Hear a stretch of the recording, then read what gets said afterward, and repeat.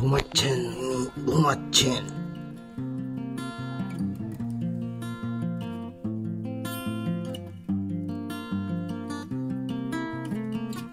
Morning সবাইকে। আজকে মঙ্গলবার, জন্মাষ্টমী। সবাইকে জানাই জন্মাষ্টমীর শুভেচ্ছা। এখন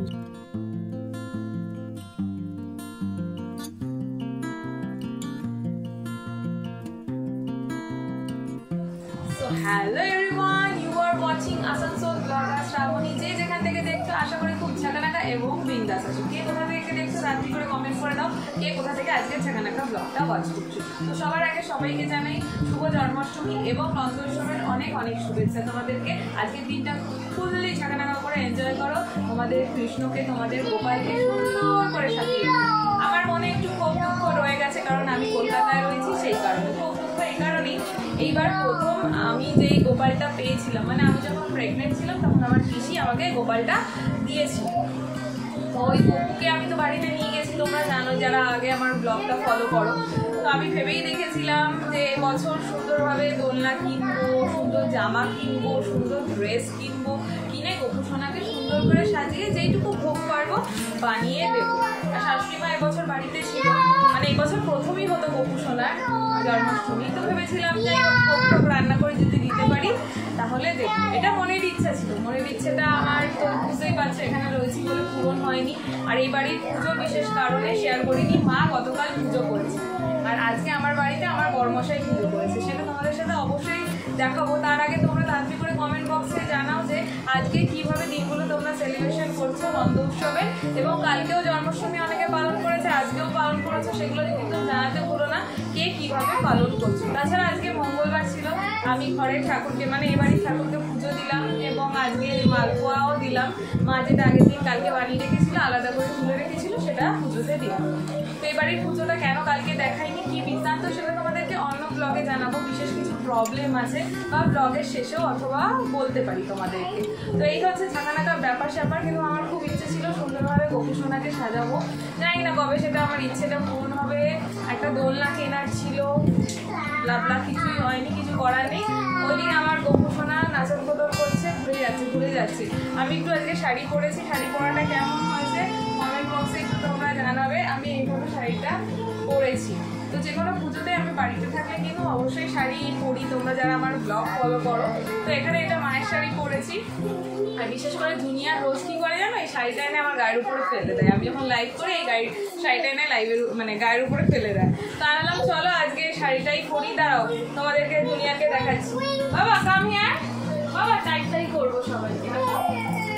হ্যাঁ এই যে তোমাদের junior Gopu. Hello everyone, I am Deben Datta and you watching Asansol blogger Srabani. সবাইকে বলে দাও শুভ জন্মাষ্টমী এন্ড নন্দ উৎসবের অনেক শুভেচ্ছা। হ্যাঁ এই যে দেখেছো এখন খেলা করছে ও। আর ওই যে আমাদের গপু সোনা দেখতে পাচ্ছ, ছোট গপু সোনা, বড় গপু সোনা বাড়িতে। তো যাই হোক, বড়মশাই কিভাবে পুজো করলো, কি করলো, চলো একটু অল্প কিছু ক্লিপস তোমাদের সাথে শেয়ার করে নিই। উনি যতটা পেরেছে ততটা করেছে। তো চলো সেটাই তোমরা দেখতে থাকো এবং কমেন্ট করে জানাবে তোমাদের কেমন লাগলো। এরপরে আমি হচ্ছে একটু ব্লগে থেকে যাব লাইভে, একটু লাইভ করতে যাবো। আজকে কোনো বড় ব্লগ করতে পারিনি, কালকে যেহেতু কোনো ব্লগ শ্যুট করিনি, আজকে কোনো ব্লগ দিতে পারিনি, এটাই হয়েছে মেন রিজন।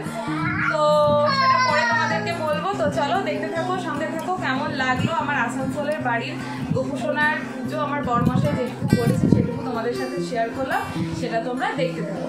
তো চলো এরপরে কি আমি লাইভে আসছি, তারপরে আবার তোমাদের সাথে দেখা হচ্ছে। ততক্ষণে কমেন্ট করে জানাও তোমাদের আমার ব্লগগুলো কেমন লাগে। আর চ্যানেলে নতুন হলে অবশ্যই চ্যানেলটিকে সাবস্ক্রাইব করে পাশে থাকা বেল আইকনটা হিট করতেও ভুলবে না। আর তোমরা কাইন্ডলি পুরো ভিডিওগুলো ওয়াচ করো, ফুল ওয়াচ টাইম দাও, তাহলে একটু আমাদের সুবিধা হবে, মানে আমার একটু সুবিধা হবে এই আর কি। তো চলো ব্লগটা তোমরা দেখতে থাকো। মর্নিং সবাইকে। আজকে মঙ্গলবার, জন্মাষ্টমী। সবাইকে জানাই জন্মাষ্টমীর শুভেচ্ছা। এখন যাব আমাদের গপু সোনাকে তুলতে আর একটু মিষ্টি মুখ করাতে।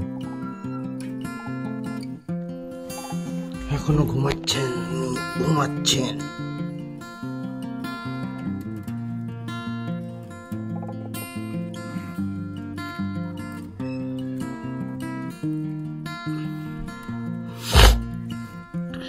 সর্দি হয়ে গেছে।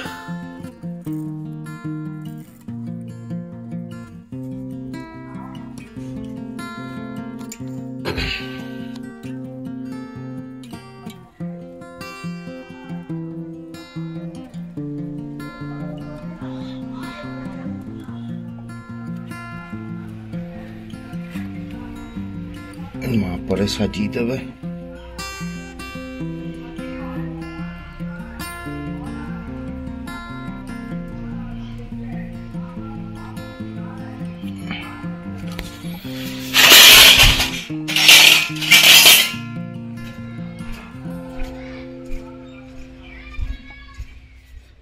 গোপালকে দেওয়া হয়ে গেছে খাওয়া।